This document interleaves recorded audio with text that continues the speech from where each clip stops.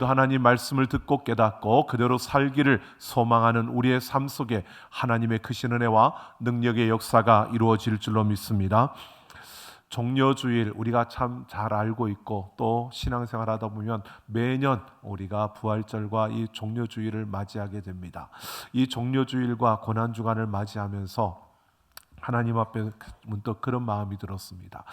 매번 우리에게 다가오는 이 종려주일 고난주간, 정말 똑같은 의미와 똑같은 것을 우리가 반복하고 또 되새겨보는 이러한 시간이다라는 생각이 들어서 참 어쩌면 잘못 생각하면 좀 지루하게도 느껴질 수 있겠다. 왜 똑같은 걸 또 반복하나라고 하는 그런 마음도 들겠다라는 생각이 들었습니다. 근데 우리가 생각해 보면 이 종려주일이라고 하는 것을, 그 의미를 가면 갈수록 더 그 의미를 우리가 더 깊어질 수 있는 그러한 모습이 아닐까라는 마음으로 하나님 앞에 기도하면서 오늘 이 말씀을 함께 나누려고 합니다.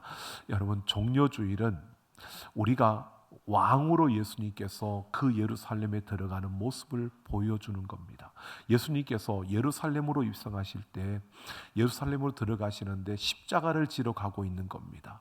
그래서 그 예수님은 왕으로, 선지자로, 제사장으로서 그 예루살렘에 들어가는 모습을 보여줍니다. 여러분, 우리가 성경에 보면 예수님이 예루살렘에 들어가 성전에서 그 성전에 사고 파는 자들의 상을 뒤엎는 그 모습은 선지자로서, 제사장으로서의 그 모습을 보여주고 있는 거고요. 이 나귀를 타고 예루살렘에 들어가시는 이 모습은 바로 왕으로서의 모습을 보여주고 있는 겁니다. 그런데 이 길은 십자가를 향해, 죽음을 향해 가고 있는 길이라는 겁니다. 여러분, 왕으로 들어오시는 예수님을 환호하는 그 수많은 그 외침의 소리들, 더불어 예수님은 죽음을 향해 가고 있는 이 걸음이 바로 오늘 이 종려주일 우리가 함께 살펴볼 예루살렘에 입성하시는 예수님의 모습입니다. 오늘 이 모습 속에 예수님은 다른 어떤 것보다도요, 복음의 그 능력과 하나님의 방식이 어떠한가를 오늘 우리에게 보여주고 있다는 그러한 생각이 들어집니다. 그래서 오늘 이 예수님의 예루살렘 입성의 그 모습 속에서 하나님이 이 땅을 다스리고 이 땅 가운데 역사하시는 하나님의 그 방식이 무엇인가를 우리가 한번 생각해 보면서요, 오늘 이 시대를 살아가는 우리들, 하나님을 믿고 이 땅 가운데 서 있는 우리들은 어떤 방식으로 살아가야 하는지, 우리가 삶의 그 한순간순간 어떻게 살아내야 하는가를 함께 생각해 보려고 합니다. 여러분, 우리가 잘 아는 것처럼 예수님이 예루살렘으로 들어가시는데 이 예루살렘 입성의 이 모습은 마태, 마가, 누가, 요한복음에 다 기록되어져 있습니다. 그만큼 중요한 모습임을 우리에게 보여주고 있고요. 그러면서 이 왕으로서 예루살렘에 들어가는 이 모습을 그리는데 그냥 입성하는 그 모습이 아니라 그 전부터 예수님이 걸으셨던 그 걸음을 보여줍니다. 여러분, 마태복음과 누가복음에 보면 이 왕의 행렬이 어디서부터 시작되느냐 하면 감람산에서부터 시작됩니다. 예수님이 예루살렘에 들어가기 위해서 감람산에 오셔서 거기에서 머무시다가 또 베단이라는 동네를 거치고 또 벳바게라는 동네를 거쳐서 예루살렘으로 들어가시는 모습을 보여주십니다.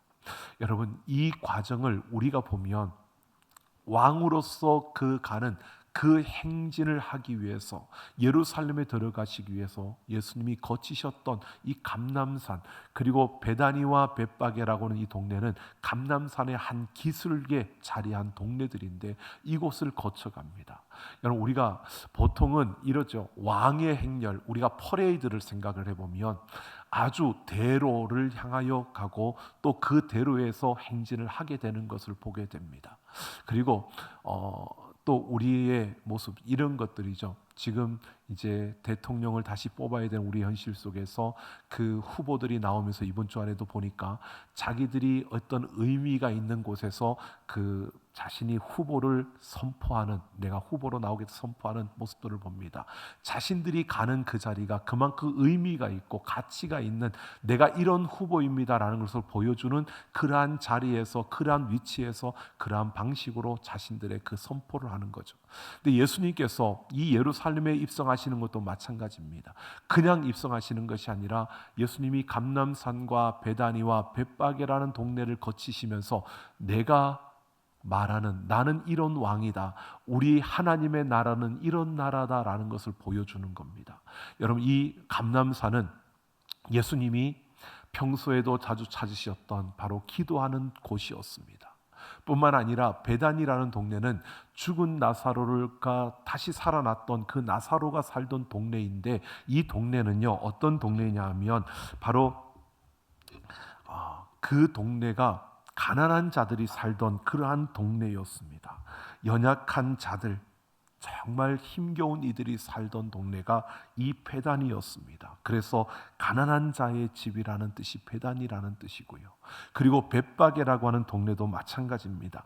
익지 않은 무화과라고 하는 이런 뜻으로 그 동네도 슬픔을 당하고 또 아픔을 겪는 정말 가난한 빈곤한 자들이 살던, 사회에 참 어려운 이들이 살던 동네가 바로 이러한 동네였습니다. 예수님이 감람산과 베다니와 벳바게를 거쳐서 예루살렘으로 들어가신다는 것은요, 예수님이 왕으로서 행진을 하는데, 여러분, 사람들에게 보여지기 좋은 화려하고 아름다운 그런 동네, 그 부자촌들을 통해 가는 것이 아니라 이 힘들고 어려움이 있는, 아픔이 있는 그러한 자들을 돌아보며 그 길을 가는 것은 아무도 관심을 두려워하지 않는 이들을 돌아보면서 왕으로 그 예루살렘을 향하여 가고 있는 이 모습을 보여주고 있는 겁니다. 즉, 하나님의 나라는 이런 가난한 자들, 세상에 이런 아픔과 어려움과 억눌림과 그 고통 속에 있는 자들의 나라라는 것을, 나는 바로 그들을 위해서 온 왕이라는 것을 보여주시면서 지금 예루살렘으로 들어가고 있다는 겁니다. 그러니까 우리는 그냥 그 예수님이 왕으로 예루살렘에 들어가셨다가 아니라 그 왕으로 들어가시는 그 걸음 속에 하나님의 나라는 바로 이런 가난한 자들을 위한 나라요, 이런 억눌림을 받는 자들의 나라요, 이런 슬픔과 이런 그 힘겨움 가운데 있는 이들을 위한 나라라는 것을 분명히 보여주고 있는 겁니다. 그러면서 예수님께서 그 예루살렘에 입성하실 때의 모습을 우리가 보면 많은 이들이 환호하며 그 예수님을 맞이하고 있습니다. 그런데 예수님께서 그곳에 들어가실 때 나귀 새끼를 준비하여 타고 들어가시는 겁니다. 우리가 잘 아는 것처럼 이 나귀 새끼인데, 여러분 보십시오. 마태복음에 보면 주가 쓰시겠다라고 이렇게 말씀하시는 그 장면이 나오는데, 이 주가 쓰시겠다라고 하는 것은요, 그냥 그 말이 아니라 원문을 보면 이런 겁니다. 주께서 금방 쓰고 돌려준다라고 이렇게 말하는 겁니다. 그러니까 주께서 쓰고 돌려준다라고 하는 이 말에 주인들이 나귀를 내어주는데, 여러분, 주가 쓰고 돌려준다는 이 말은요, 주라는 것은 주인이라는 거죠. 예수님이 어떤 분이시냐, 내가 어떤 왕이냐, 만물의 주인이 되신 왕이다라는 것을 보여주고 있는 겁니다.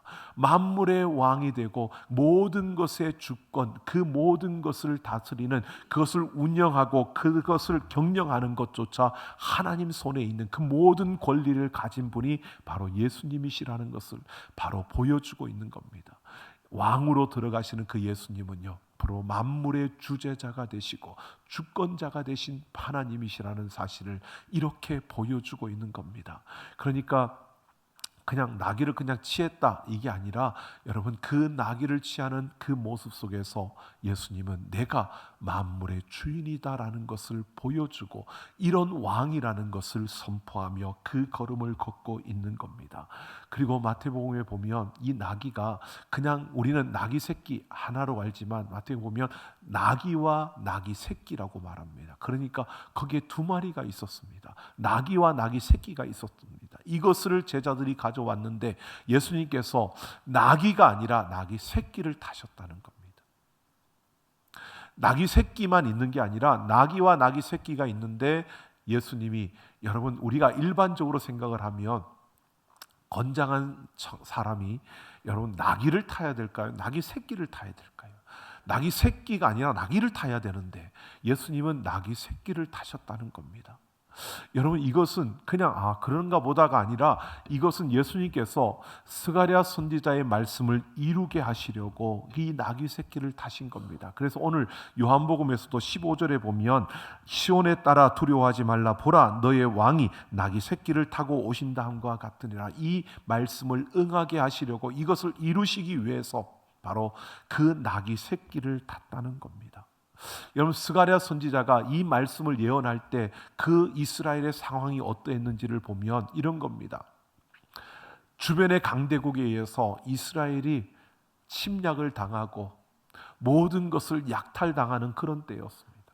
그러니까 이스라엘 백성들이 생각할 때 우리는 힘이 없어서 맨날 짓밟히고, 힘이 없어서 맨날 빼앗기고, 힘이 없어서 맨날 저들한테 우리는 힘겨운 그러한 어려움을 당하고, 저들이 우리 것을 빼앗아 가는데 아무 힘도 쓸 수 없는 그런 연약감, 이렇게 살아가고 있는 이런 패배자로, 이런 무능력한 자로, 이런 무기력한 자로 살아가던 이스라엘 백성들에게 하나님께서 스가랴 선지자를 통해서 말씀하시는 겁니다. 너희에게 왕을 줄게.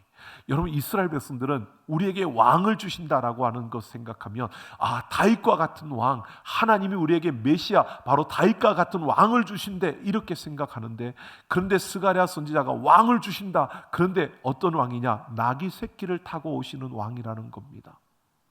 여러분 이스라엘 백성들이 그 상황 속에서 그들이 무기력하고 무능력한 자신들의 그 모습 속에서 매번 빼앗기고 약탈당하는 그 가운데서 그들이 하나님이 왕을 주신다는데 소망을, 기대를 할 수 있는 것처럼 딱 느껴지는데 그 순간에 또 다시 좌절할 수밖에 없는 것이요, 나귀 새끼를 타고 온다는 겁니다. 힘도 없고 세력도 없고, 여러분 어쩌면 참 우스꽝스러운 모습으로 왕이 온다는 겁니다. 여러분 정말 멋있는, 건장한, 힘있는 다윗 왕과 같은 그런 왕이 그들에게 주어지는 것이 아니라 하나님이 왕을 세워주시겠다고 하는데 그 왕이 우스꽝스러운 모습입니다. 세력도 없고 힘도 없고, 저 왕이 뭔가를 해낼 수 있을까? 저 왕이 뭘 할 수 있을까라고 생각이 들어지는 그러한 모습으로 온다는 겁니다. 예수님은 바로 그 말씀을 이루기 위해서 나귀 새끼를 타고 이 예루살렘 성으로 입성하고 있다는 것입니다. 여러분 그런데 예수님이 그 나귀 새끼를 타고 예루살렘으로 향하여 가고 있는데, 예루살렘 성에서는요 예수님이 오신다는 소식을 듣고 사람들이 어떻게 했느냐? 종려나무 가지를 들고 그 대로에 나와서 호산나 다윗의 자손이여 라고 그렇게 외치고 환호하고 있는 겁니다. 여러분 이 종려나무 가지는 다른 것이 아니라 승리와 축하의 표식입니다. 그러니까 승리를 나타내는 겁니다. 그러니까 지금 이제 우리의 구원자가 오신다고 승리의 그 표식인 종려나무 가지를 들고 이들이 호산나 다윗의 자손이라고 외치는 겁니다. 왜 이들이 그렇게 외칠까요? 이들은 오병이어의 기적을 보았습니다. 예수님께서 이루시는 오병이어의 기적을 경험했습니다. 이 정도의 기적을 행하실 분이라면 우리를 먹여 살릴 수 있는 그런 훌륭한 정말 멋있는 왕이 될 거야. 이들은 믿었습니다. 그러니까 예수님이 오신다는 소리를 듣고 사람들이 나와서 그 종려나무 가지를 들고 흔드는 겁니다. 그들은 그 예수님이 죽음 가운데 있던, 무덤에 있던 나사로를 다시 살리시는 것을 보았습니다. 또 그 이야기를 들었습니다. 죽은 자를 다시 살릴 수 있다면 그분이 우리를 위하여 오시는 하나님이 보내신 왕이야. 맞아. 이렇게 생각이 들었던 겁니다. 이들의 환호성이 얼마나 컸는지 오늘 요한복음 12장 19절을 보면 이렇게 말합니다. 바리새인들이 서로 말하되 볼지어다 너희 하는 일이 쓸데없다. 보라 온 세상이 그를 따르는도다 라고 말합니다.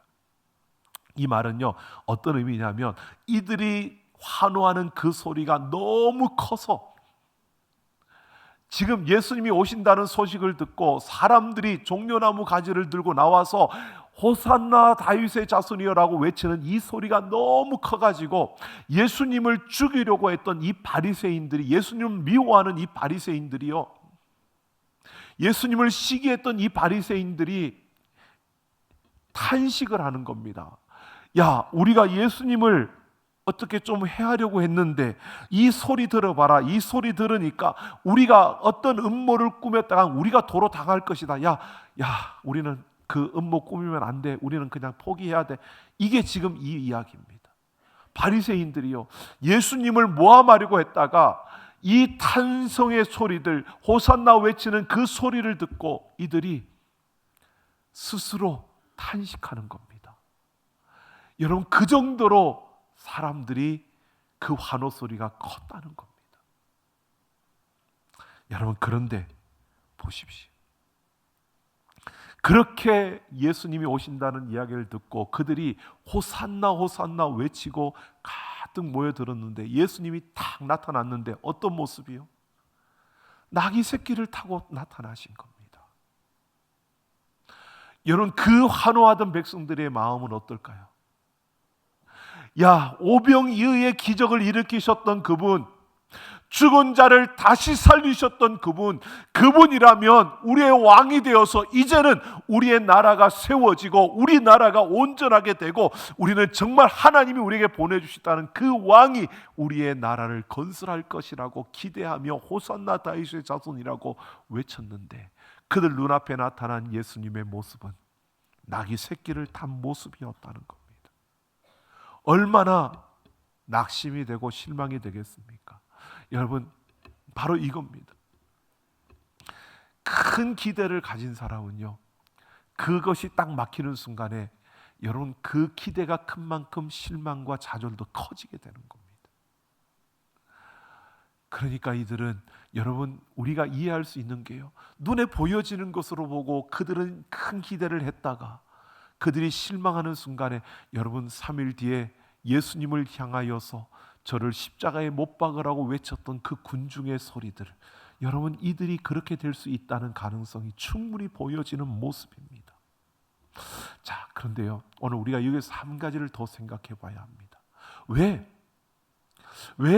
복음서의 기자들이 다 한결같이 이 스가랴의 예언이 그대로 이루어지는 이 장면을 그려놓고 예수님이 나귀 새끼를 타고 그 들어오시는 그 초라한 그 우스꽝스러운 이 모습을 그리면서 왜 이 이야기를 하고 있느냐라고 하는 겁니다.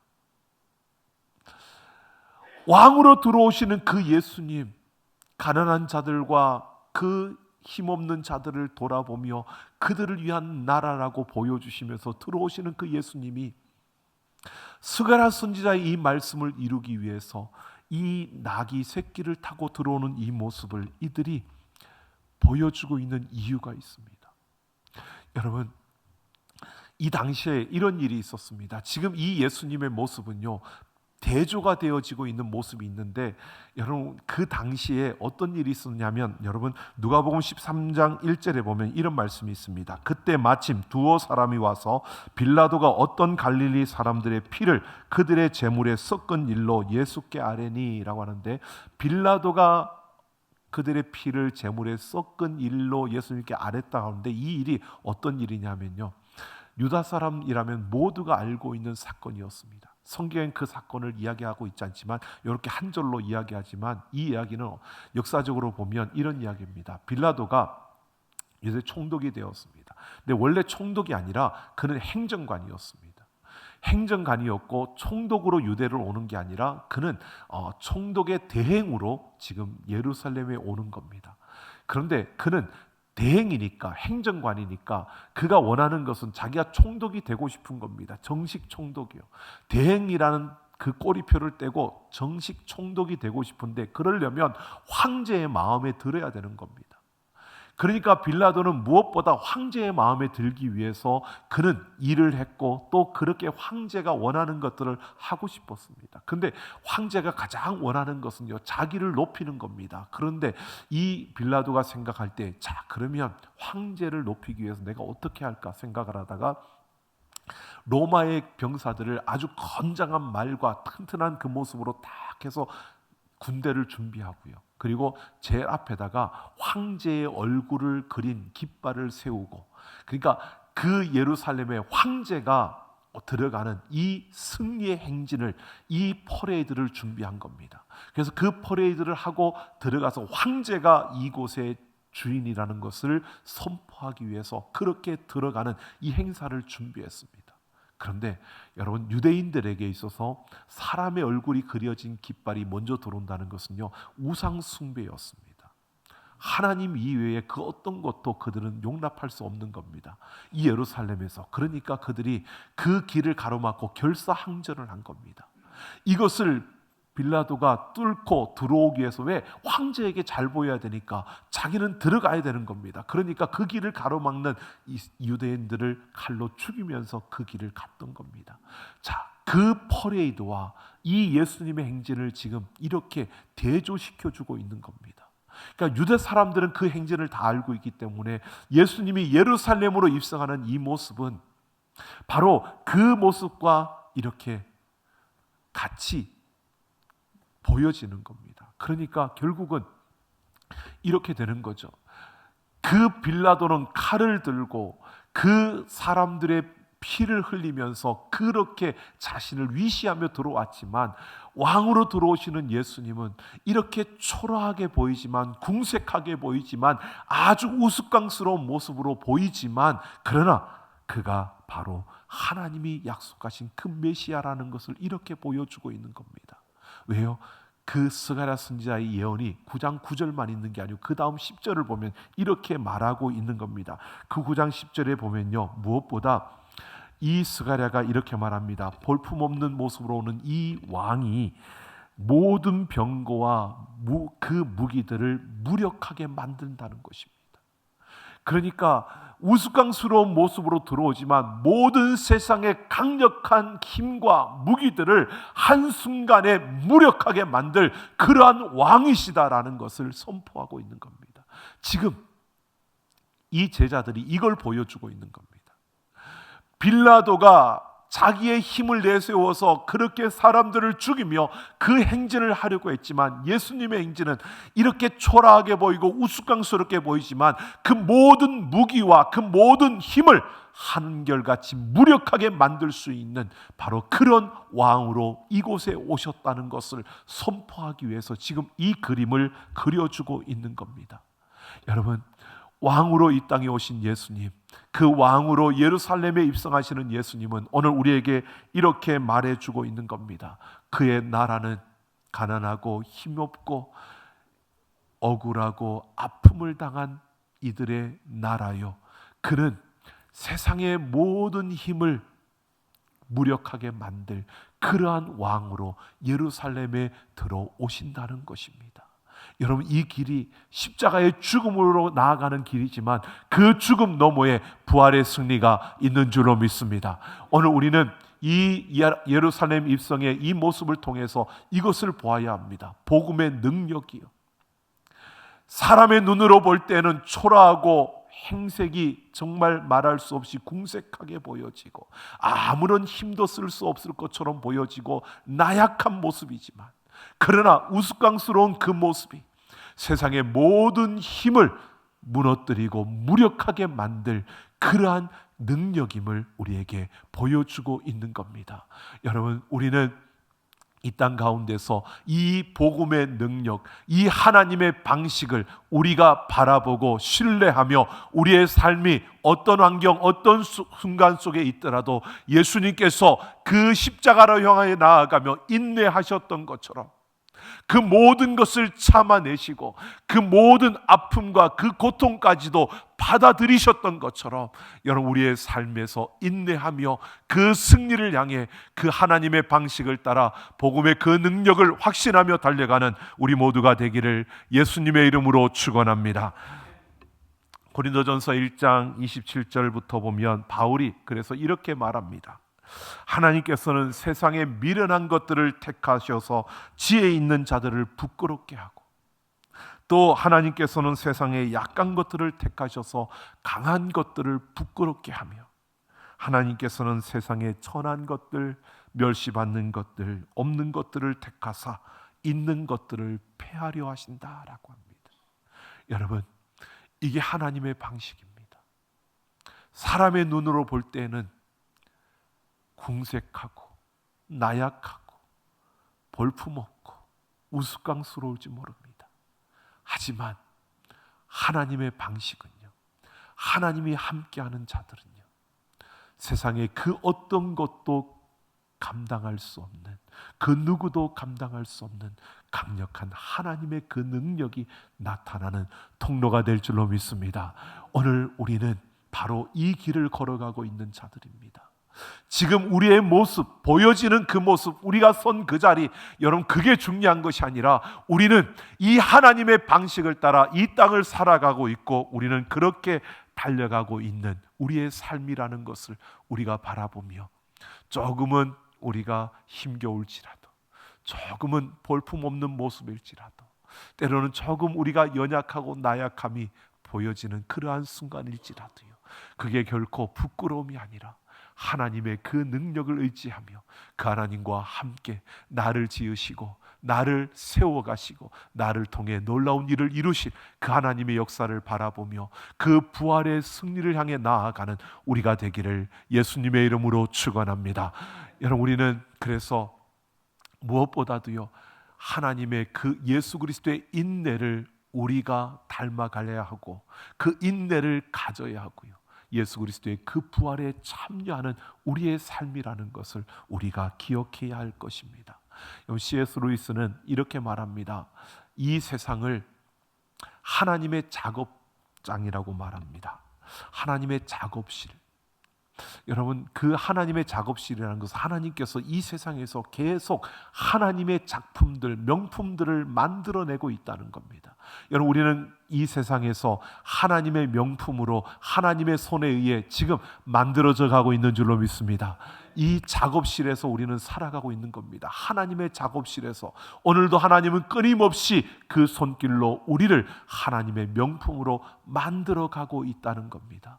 여러분, 이 명품으로 만들어지는 것은 다른 것이 아닙니다. 우리가 예수 그리스도의 그 인내를 우리가 닮아가야 하고요, 우리는 그 인내의 본을 따르면서 그 부활의 승리에 참여하는 그 모습으로 우리가 달려갈 때 우리는 하나님의 손에 의해 명품 인생으로 만들어져 가는 것입니다. 여러분, 어떤 글을 보니까 인류와 이류와 삼류의 차이는 그 행동에서 티가 난다고 합니다. 여러분, 우리가 명품 인생이라면 우리 행동에서 티가 나야 한다는 겁니다. 차이가 나타나야 된다는 거죠. 이렇게 말합니다. 인류는, 우리가 누가 칭찬을 하면, 칭찬을 받으면 인류는 그 칭찬을 받고 또 다른 이들을 격려해 주는데, 이류는 칭찬을 받기 위해서 나도 똑같이 하려고 한다는 겁니다. 그러니까 다른 사람들에게 보여지는 이런 모습이겠죠. 다른 사람들을 칭찬할 것이 있어 칭찬할 때 그 칭찬할 일이 있으면 인류는 격려를 하는데, 이류는 나도 그런 칭찬을 받고 싶어서 그 사람이 하는 것처럼 똑같이 따라하려고 한다는 거고요. 삼류는 질투를 한다는 겁니다. 여러분, 어떻습니까? 명품 인생인데 우리는 어떤 모습으로 여러분 티가 나고 있습니까?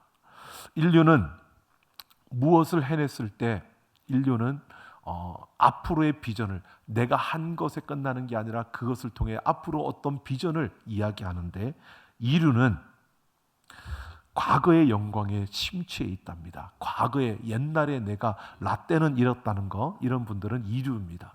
그리고 삼류는 어떠냐? 타인의 말과 행동에만 관심을 기울인다는 겁니다. 여러분, 우리는 어떤 모습으로 살아가고 있습니까? 인류는 실패보다는 다시 일어서서 도전하는 실행에, 내가 행동하는 것에 중점을 둔다면, 이류는 남의 말에 휘둘려서 따라가게 되고요, 우리 옛말에 똥장군 지고 장에 간다는 그런 사람들처럼 그냥 따라가고요. 삼류는 지금도 벅차다 그리고 그냥 주저앉는답니다. 여러분, 우리는 어떤 인생을 살아가고 있습니까? 우리는 명품 인생으로 만들어져 가고 있는 자입니다. 달라야 합니다. 티가 나야 합니다. 그들과 다른 삶을 살아야 되는 겁니다. 우리의 모습 속에서 우리가 이렇게 되어지길 원합니다. 세상의 1%가 되기 위해서 몸부림치는 그런 인생이 아니고요. 우리는 아무도 주목하지 않는 그 이상한 그 길, 모두가 볼 때 쓸데없는 길처럼 보여지는 그 길, 큰 것이 아니라 좁은 길, 작은 길, 여러분, 예수님이 걸으셨던 그 길을 따라서 우리는 명품 인생으로 이 땅을 살아가는 자들이라는 사실을, 복음의 능력을 믿는다면, 하나님의 그 방식을 따르고자 한다면, 여러분, 오늘 우리는 바로 그 하나님 십자가의 그 고통 너머의 부활의 승리를 바라보면서 그렇게 달려갈 수 있는 우리 모두가 되기를 예수님의 이름으로 축원합니다.